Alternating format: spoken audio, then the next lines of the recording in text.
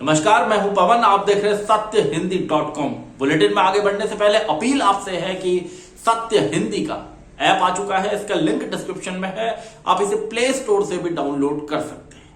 अब शुरू करते हैं बुलेटिन। किसान आंदोलन की अगुवाई कर रहे संयुक्त किसान मोर्चा ने कहा है कि मई में किसान संसद तक मार्च निकालेंगे। हालांकि इसकी निश्चित तारीख की घोषणा बाद में की जाएगी। मोर्चा ने कहा है कि मई के पहले पखवाड़े में ही ये मार्च निकाला जाएगा। मोर्चा की ओर से बुधवार को आयोजित प्रेस कॉन्फ्रेंस में किसान नेताओं ने कहा कि किसानों और मजदूरों, महिलाओं, दलित, आदिवासी, बहुजन, बेरोजगार युवाओं के साथ ही समाज के हर वर्ग के लोग इस मार्च का हिस्सा होंगे और यह कार्यक्रम पूरी तरह से शांतिपूर्ण होगा। किसान तीनों कृषि कानूनों का विरोध कर रहे हैं और पिछले कई महीनों से दिल्ली के बॉर्डर्स पर डेरा डाले हुए हैं। गणतंत्र दिवस के दिन किसान दिल्ली में घुसे थे और उस दिन हिंसा की खबरें आई थी। उत्तर प्रदेश के बाहुबली विधायक और माफिया मुख्तार अंसारी की पत्नी अफशा अंसारी ने बुधवार को राष्ट्रपति को पत्र लिखकर मुख्तार अंसारी को पंजाब से उत्तर प्रदेश लाने के दौरान सुरक्षा देने की गुहार लगाई है। सुप्रीम कोर्ट ने पिछले हफ्ते मुख्तार अंसारी को पंजाब से उत्तर प्रदेश की जेल में भेजने का आदेश दिया था। इसके लिए पंजाब सरकार को 2 हफ्ते का समय दिया गया है। मुख्तार अंसारी पर ट्रायल अब यूपी में ही चलेगा। मुख्तार अंसारी के लिए कोर्ट का यह तगड़ा झटका था, क्योंकि वह यूपी भेजे जाने पर अपनी सुरक्षा को लेकर खतरा जताते रहे हैं। अंसारी के खिलाफ कई आपराधिक मामले दर्ज हैं। यूपी के मऊ से 5 बार विधायक रहे मुख्तार अंसारी रंगदारी मांगने के एक मामले में 2019 से पंजाब के रोपड़ जिले की एक जेल में बंद हैं। उत्तर प्रदेश सरकार उन्हें वापस अपने राज्य में लाना चाह रही थी, जिसका पंजाब विरोध कर रहा था। इसी विवाद में ये मामला सुप्रीम कोर्ट में पहुंचा था। केंद्र सरकार के कृषि कानूनों का अध्ययन करने के लिए सुप्रीम कोर्ट की ओर से बनाई गई कमेटी ने अपनी रिपोर्ट अदालत को सौंप दी है। इस बीच किसानों के आंदोलन को भी 4 महीने का समय पूरा हो चुका है। इससे पहले 12 जनवरी 2020 को सुप्रीम कोर्ट ने एक अहम आदेश में तीनों कृषि कानूनों पर रोक लगा दी थी। इसके साथ ही अदालत ने एक 4 सदस्यीय कमेटी के गठन का ऐलान किया था और इस कमेटी को पहली बैठक के बाद 2 महीने में अपनी रिपोर्ट सुप्रीम कोर्ट को देनी थी। कोर्ट ने कहा था कि यदि किसान समस्याओं का समाधान चाहते हैं तो उन्हें इस कमेटी के सामने आकर अपनी बात कहनी होगी, लेकिन किसानों ने इस कमेटी को सिरे से खारिज कर दिया था। पाकिस्तान भारत के साथ फिर से व्यापार शुरू करने जा रहा है। बुधवार को पाकिस्तान की इकोनॉमिक कोऑर्डिनेशन कमेटी ने भारत से कपास, धागे और चीनी का आयात शुरू करने की अनुमति दे दी है। फरवरी 2019 में हुए पुलवामा हमले के बाद से ही खराब हो चुके रिश्ते 5 अगस्त 2019 को जम्मू कश्मीर से धारा 370 को हटाए जाने के बाद और खराब हो गए थे।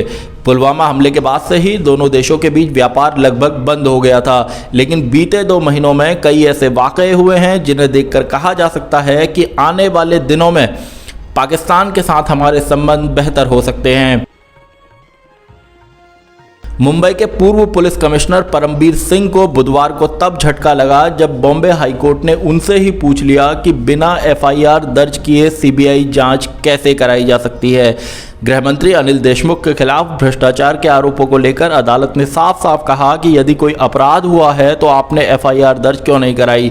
कोर्ट ने तो यहां तक कह दिया कि क्या आप कानून से ऊपर हैं। कोर्ट परमबीर सिंह की याचिका पर सुनवाई कर रहा था। इस याचिका में उन्होंने महाराष्ट्र के गृह मंत्री अनिल देशमुख के खिलाफ लगाए गए भ्रष्टाचार के आरोपों की जांच सीबीआई से कराने की मांग की है। परमबीर सिंह ने ही देशमुख पर आरोप लगाया है कि उन्होंने गिरफ्तार किए गए पुलिस अधिकारी सचिन वाजे को हर महीने 100 करोड़ रुपए उगाने का टारगेट दिया था। उन्होंने इसे लेकर मुख्यमंत्री उद्धव ठाकरे को भी पत्र लिखा था। पश्चिम बंगाल में अब गोत्र की राजनीति पर बहस तेज हो रही है। मुख्यमंत्री ममता बनर्जी ने चुनावी जनसभा में अपना गोत्र बताया तो केंद्रीय मंत्री गिरिराज सिंह ने उन पर पलटवार किया।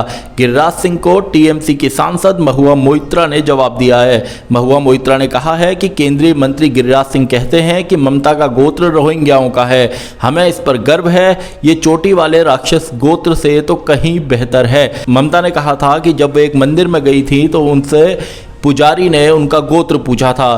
तब उन्होंने कहा था कि उनका गोत्र मां माटी मानुष है, हालांकि उन्होंने व्यक्तिगत गोत्र शांडिल्य बताया था। इस पर गिरिराज सिंह ने न्यूज एजेंसी ANI से कहा कि उन्हें तो कभी गोत्र बताने की जरूरत ही नहीं पड़ी और वह तो इसे लिखते हैं, लेकिन ममता बनर्जी चुनाव हारने के डर से गोत्र बता रही हैं। गिरिराज सिंह ने पूछा कि ममता बनर्जी, अब आप मुझे बता दीजिए कि कहीं रोहिंग्या और घुसपैठियों का गोत्र भी तो शांडिल्य नहीं है। पश्चिम बंगाल के मुख्यमंत्री ममता बनर्जी ने बुधवार को विपक्षी दलों के नेताओं को पत्र लिखकर साथ आने और लोकतंत्र को बचाने की अपील की है। ममता ने पत्र में UPA की चेयरपर्सन सोनिया गांधी समेत तमाम विपक्षी नेताओं से कहा है कि ये एकजुट होने का समय है, क्योंकि बीजेपी लोकतंत्र और संविधान पर हमला कर रही है। ममता बनर्जी ने चुनाव से पहले विपक्षी दलों के नेताओं को परेशान करने के लिए CBI, NIA और ED के दुरुपयोग का भी मुद्दा उठाया है। समझा जाता है कि इस चिट्ठी के जरिए ममता बनर्जी पूरे विपक्ष को एकजुट करना चाहती हैं। ममता ने केजरीवाल, तेजस्वी यादव, अखिलेश यादव सहित तमाम नेताओं को चिट्ठी लिखकर बीजेपी की नीतियों के खिलाफ एकजुट होने की अपील की है। सेक्स सीडी के सामने आने के बाद कर्नाटक की येदियुरप्पा सरकार के मंत्री रमेश जारकिहोली पर गिरफ्तारी की तलवार लटक रही है। मंत्री का महिला के साथ एक ऑडियो भी सामने आया है और इसे लेकर कर्नाटक में बवाल मचा हुआ है। इस महिला ने अदालत के सामने अपना बयान भी दर्ज कराया है। महिला ने सुरक्षा के लिए राज्य के चीफ जस्टिस को पत्र लिखा था और इसके बाद उसे सुरक्षा उपलब्ध कराई गई है। सेक्स सीडी के सामने आने के बाद रमेश जारकिहोली को इस्तीफा देना पड़ा था। उन्होंने कहा था कि उन पर लगाए गए आरोपों में कोई सच्चाई नहीं है और इस मामले में साफ सुथरी जांच की जरूरत है। उन्होंने कहा था कि उन्हें पूरा भरोसा है कि जांच के बाद वे निर्दोष साबित होंगे। असम विधानसभा चुनाव में प्रचार के लिए केंद्रीय गृह मंत्री अमित शाह और कांग्रेस के पूर्व अध्यक्ष राहुल गांधी ने बुधवार को पूरा जोर लगाया। अमित शाह ने असम में 3 चुनावी रैलियों को और राहुल गांधी ने 2 चुनावी रैलियों को संबोधित किया। असम में Congress AIUDF, CPI, CPIM, CPI-ML, आंचलिक गण मोर्चा और बोडोलैंड पीपल्स फ्रंट के साथ मिलकर चुनाव लड़ रही है। पिछले विधानसभा चुनाव में कांग्रेस को सिर्फ 26 सीटें मिली थी। इससे पहले लगातार 15 साल तक असम में उसकी सरकार रही थी, जबकि बीजेपी इस बार असम गण परिषद और यूनाइटेड पीपल्स पार्टी लिबरल के साथ मिलकर चुनाव लड़ रही है। 8 चरणों में होने वाले पश्चिम बंगाल के विधानसभा चुनाव के लिए दूसरे चरण का मतदान कल होगा। इस चरण के लिए चुनाव प्रचार मंगलवार शाम को खत्म हो गया था। इस चरण में नंदीग्राम सीट पर भी मतदान होना है। इस सीट पर मुख्यमंत्री ममता बनर्जी और उनकी सरकार में मंत्री रहे और अब बीजेपी के उम्मीदवार शुभेंदु अधिकारी के बीच जोरदार मुकाबला है। पहले चरण में 80% मतदान हुआ था और उम्मीद जताई जा रही है कि इस बार भी मतदाता बड़ी संख्या में घरों से बाहर निकलेंगे और अपने मताधिकार का इस्तेमाल करेंगे। बंगाल में कुल 8 चरणों में मतदान होगा और 2 मई को नतीजे आएंगे। इस दिन बाकी 4 चुनावी राज्यों के भी नतीजे आएंगे। कोरोना संक्रमण के हर दिन बढ़ रहे मामलों से चिंतित केंद्र सरकार ने सभी राज्यों से कहा है कि उनके राज्य के ऐसे जिलों में जहां कोरोना के मामले बढ़ रहे हैं वहां 45 साल से ऊपर की उम्र वाले सभी लोगों को कोरोना का टीका लगवाएं। सरकार ने कहा है कि इन जिलों में 45 साल से ऊपर सभी लोगों को 2 हफ्ते के भीतर टीके लग जाने चाहिए। देश में बीते 24 घंटों में एक बार फिर कोरोना संक्रमण के मामलों का आंकड़ा 50,000 से ज़्यादा रहा। बीते 24 घंटों में कोरोना संक्रमण के 53,840 मामले सामने आए और 354 लोगों की मौत हुई। इस बीच केंद्रीय स्वास्थ्य मंत्रालय ने बुधवार को कहा है कि 8 राज्यों में ही संक्रमण के सक्रिय मामले देश के कुल सक्रिय मामलों का 84.73% हैं। इन राज्यों में महाराष्ट्र, छत्तीसगढ़, कर्नाटक, केरल, तमिलनाडु, गुजरात, पंजाब और मध्य प्रदेश शामिल है।